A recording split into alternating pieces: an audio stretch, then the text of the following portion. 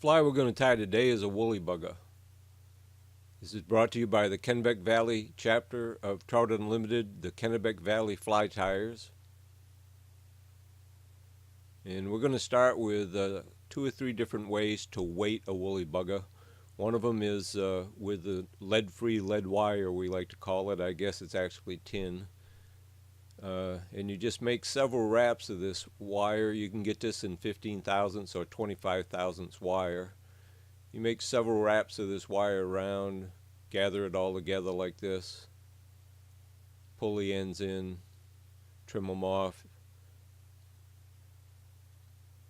get it kind of neat, and then start your thread and wrap to the tin wire, and then make these wide spiral wraps down, and then pull and lock it in like I did, and build a ramp on both ends. And you want to make those spiral wraps going down so that you don't fall between the wraps of wire and spread them. Those wide wraps help prevent you from doing that. And once you got a ramp built on the front and back of your wire wrappings, you're all set. You can go ahead and do your regular fly. And here are some cone heads. This is a size 6 hook, and that's a 1/4 inch cone head. And you slide the cone up onto the hook. You'll have to bend the barb down on any hooks that you're putting, usually any hook that you put in cones or beads on, and bending the hook barb down is not a bad idea anyway. But you see how floppy and loose the cone head is on this hook. And you take the same lead-free wire I was using earlier and wrap some of that on and basically build a cone to go inside of the cone. So I build those wraps up, pull that a little tight so it'll stay, and then make a couple wraps down here in front, and that gives me a cone to stabilize the cone, if you will. Some people put head cement on at this point and then push this up inside. I usually just push it up without any head cement. But I didn't leave myself quite enough wire to push that up tight, so I'm going to have to wrap a little more on here and then slide it in. And note the straight ring eye on this fly. It lets that cone sit there straight. If you use a turn down eye, the cone will orient down. It'll point down onto the slanted down hook eye and be out of alignment, but it'll still fish very fine. So you go ahead and start your thread wrap up on here, and I should have wrapped down that piece of wire. Shame on me, but putting a chenille body on is a pretty forgiving thing. It's one of the reasons a lot of people like to tie these woolly buggers. Now here's a finished fly with the cone head and the ring eye, the straight eye like that. And here's one with the turned down eye, and you can see why it orients like that. It just kind of slides down over the bend of the hook. Some people like that, some people don't like it. Same thing with the ring eye. Some people like ring eyes, some people say, yeah, I'd never use them. Now this is just a regular bead, and this is what we're going to use to tie this fly. And you do the same thing. You slide the hook point through the small hole in the bead, slide it up around, wrap a few wraps of the lead-free wire. You stuff them up inside there and stabilize that bead. And you kind of have to experiment around and size the beads to your hook. There are some charts out there you can find, but the hooks aren't all standard, the beads aren't all standard, and you'll get some surprises, but you can work it all out. Now this is marabou for the tail, and this is not a particularly good marabou feather. You see these fibers are short. They're just about the length of this shank.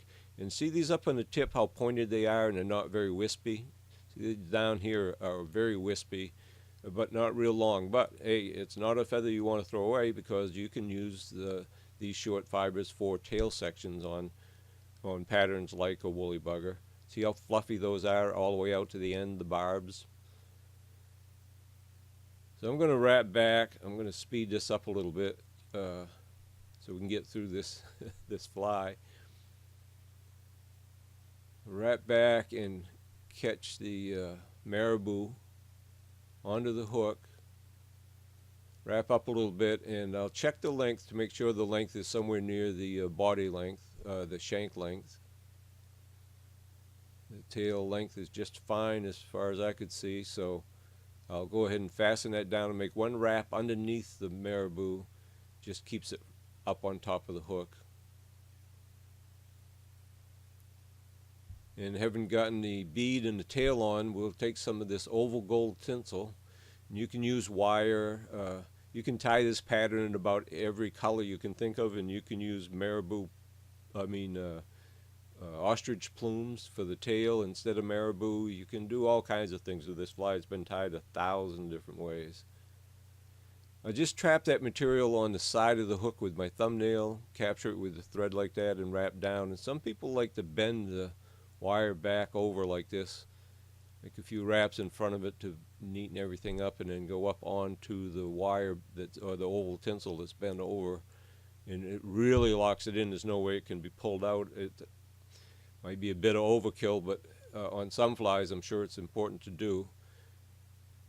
But it does make a bump that you can see, and again, chenille is so forgiving. And I'm getting this chenille ready by pulling all of the fibers out and exposing the 2 cotton threads that make up the core of this chenille. Whoops, grab those threads and start wrapping that back. I'll go right back to where the tail begins and wrap up. And I'm going to do this as a rotary wrap right now, and then I'll do it hand over hand. But see how I've got the bobbin hanging right against the hook like that? If you have it like that, when the chenille gets to the bobbin, it just starts pushing it forward. So when you get to the end of your body, there's your thread. It's right there waiting for you. And if you don't have a rotary vise, you just go ahead and wrap up, let your thread hang up ahead where you're going to anyway, and start wrapping. Oop, and it slipped down off that bump, but again, chenille's so forgiving and no one will ever notice it. So having gotten to the front, I go ahead and tie that off. Cut off the excess. And this is a streamer neck. And these large feathers up here in the top are fairly long and they're quite webby. These down here in the bottom and the side of the streamer necks are too short for most woolly buggers. This is just a plain neck, not dyed at all. Again, all the feathers down at the bottom aren't much good for woolly buggers, but certainly these feathers up on the top are very good for woolly buggers and have a lot of web in them. And so you can use the top of streamer necks if you have any, and then you can certainly use saddle patches. And this is a saddle patch here, and you can see how long these feathers are, and they cut these saddle patches into quarter pieces and half pieces and sell them as woolly bugger patches. You'll see them actually labeled that way. What I've got here is one of those grizzly neck feathers off the top. You can see the web line on it. There's a lot of web in the feather. The web is softer. It makes the or allows the feather to move more in the water because the web is so flexible. There is a concave and a convex side, a shiny side or a dull side. You can see I'm tying this in with the concave side to the back, to the rear, the shiny side to the front. Tie it in sticking straight out like that, and then bend the stem over like I did and tie it off. And it's in there securely, and it's time to start wrapping. Now I'm going to wrap this as a rotary unit and then do just like I did with the chenille. I'll do it the regular hand over hand way. Get that in your hackle pliers and just start rotating. Angle real sharply to the rear, and I would tie it off back there with the rib. And if you don't have a rotary vise, your thread would be hanging right there. You just go ahead and leave it there and fasten with your hackle pliers and start wrapping back. Try to get 2 or 3 wraps right there close, and then angle sharply to the rear, and because you got to get there without running out of feather. I'm just going to make it here. Let me see if I can fit this around. There we go. And take the oval tinsel, bring that up, capture the end of that feather, unhook the hackle pliers, and I can wrap the oval tinsel forward as a rib, reinforcing the feather quill.